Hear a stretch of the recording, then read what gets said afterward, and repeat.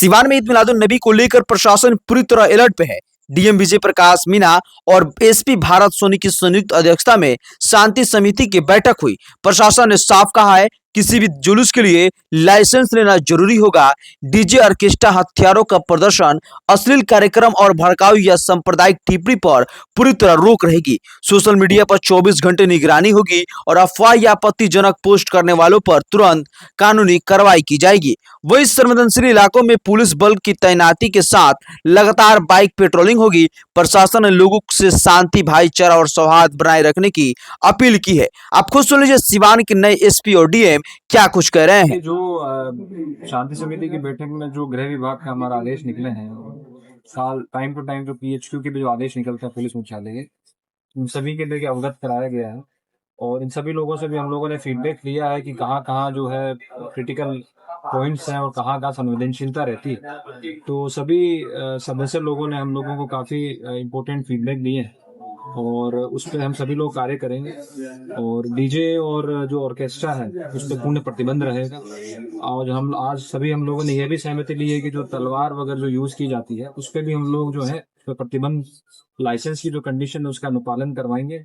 और जो गृह विभाग का भी आदेश है कि किसी प्रकार का शस्त्र का उपयोग नहीं हो, उस सभी का भी हम लोग 100% अनुपालन करवाना सुनिश्चित करेंगे। सर, हर बार ये देखा जाता है, हम लोग हमेशा देखते हैं कि डीजे प्रतिबंध हो जाता है, तलवार प्रतिबंध हो जाता है, हर बार ये मीटिंग में किया जाता है, लेकिन सड़क पे वो कुछ नहीं, देखिए वो होता है। और क्योंकि इतने बड़े मास स्केल पे निकलता है, 3 महीना लगातार बड़ी अवधि इसमें निकलती है, पूरा प्रशासन इसमें लगा रहता है।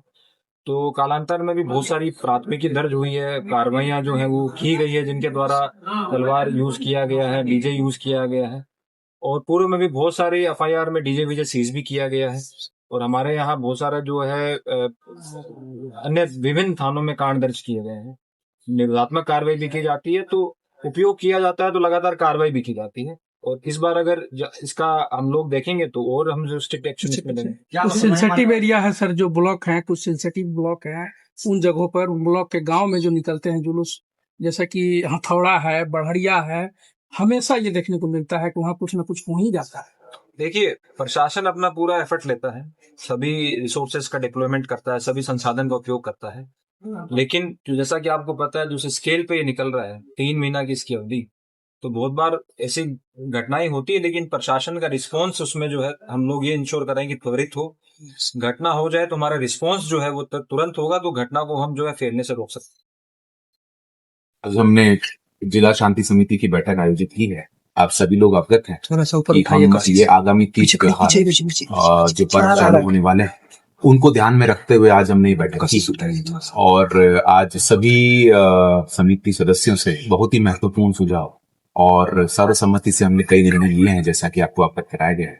इन सभी निर्णयों का अनुपालन करना हमारा कर्तव्य है और इन सभी निर्णयों को हम अनुपालन करवाएंगे, जिससे कि हमारे सिवान जिले में शांतिपूर्ण तरीके से, सौहार्दपूर्ण तरीके से, आपसी सद्भाव से हमारे पर्व निकले। और यदि इसमें किसी ने अन्यथा हमारे नियम के विरुद्ध यदि जाने की कोशिश की और यदि उसके विरुद्ध यदि पालन नहीं होता तो हम उस पर कड़ी से कड़ी कार्रवाई करेंगे, क्योंकि हमारे लिए शांति व्यवस्था सबसे सुप्रीम है। हमारी सिवान की जनता के लिए सौहार्दपूर्ण तीज त्योहार निकालना वो सबसे परम हमारा दायित्व है। सर, डीजे को देखा जाता है कि हर वर्ष मना किया जाता है, लेकिन ये मोहम्मद शाह की जयंती हो, बरसात हो, उसमें सर बड़ा बड़ा बॉक्स, बड़े बड़े डीजे बांध के लाए जाते हैं, जिसपे डीजे को हटाकर लिखा हुआ शब्द हटाकर साउंड लिख दिया जाता है और वो बड़े बड़े बॉक्स रहते हैं। नहीं, ये सब जैसा कि आप सभी अवगत हैं कि गृह विभाग और हमारे बिहार सरकार की क्लियर कट इंस्ट्रक्शंस है। डीजे, ऑर्केस्ट्रा इत्यादि और धारदार आर्म्स इत्यादि या ऐसे चीजों का प्रयोग जो कि आम सिविलियन के विरुद्ध है या फिर जिनका की ब्रांडिशिंग की जाती है वो पूर्णतः प्रतिबंधित है। इस पे हम त्वरित कार्रवाई करेंगे। इनफैक्ट इसमें निरोधात्मक कार्रवाई करेंगे कि होने के बाद नहीं, उससे पहले ही हम इसकी लिस्टिंग करेंगे, सभी लोगों के साथ काउंसलिंग करेंगे और यदि जरूरत पड़ी तो हम पहले ही सीआरपीसी और आईपीसी की धाराओं में, सुसंगत धाराओं में कार्रवाई करेंगे, जिससे कि किसी भी परिस्थिति में हमारा प्रयास एटलीस्ट पूर्ण रहे। और धरातल पे यदि मान लीजिए फिर भी हमारे कुछ अनुपालन कोई नहीं करते हैं, तो कुछ ऐसे तत्व हैं जो कि जानबूझ के करना चाहते हैं, उस पे उसी हिसाब से धाराओं में कार्रवाई की जाएगी। लेकिन आप सभी के माध्यम से मैं फिर बताना चाहूंगा कि सभी लोग जान लें, समझ लें कि त्योहार को त्योहार की तरह मनाना है, आप आपसी सौहार्द में मनाना है, उसमें कोई रंग नहीं डालना है किसी प्रकार का। और यदि रंग डाला और उसमें ऐसा कुछ प्रयास किया तो हमारी तरफ से कड़ा सर बिजली की सबसे बड़ी समस्या होती है। सबसे बड़ा चीज है कि ये लोग समय देते हैं कि 11 बजे खत्म कर लेंगे, 12 बजे खत्म कर लेंगे, लेकिन 2 बज जाते हैं, 3 बज जाते हैं, इतनी गर्मी है। समितियों का दायित्व ही, हाड़ों का दायित्व है कि समय से पूर्ण करें। देखिए त्योहार का माहौल है, तीज का माहौल है, अब जनता को भी अपना त्योहार मनाना है। अब वो जनता जब लीन हो जाती है तो बहुत सारी चीजें होती है, लेकिन समिति अपने दायित्व का जो है कर्तव्यों का अनुपालन करें, टाइम से करें। लाइट की व्यवस्था हमको उसी हिसाब से मेंटेन करनी पड़ेगी। यदि रात में होता है तो अलग से हमको जनरेटर की व्यवस्था रखनी पड़ेगी, यानी अलाइनमेंट कट जाती है तो। लेकिन इसके लिए भी सावधानी पूर्वक हमको कार्रवाई करनी पड़ेगी।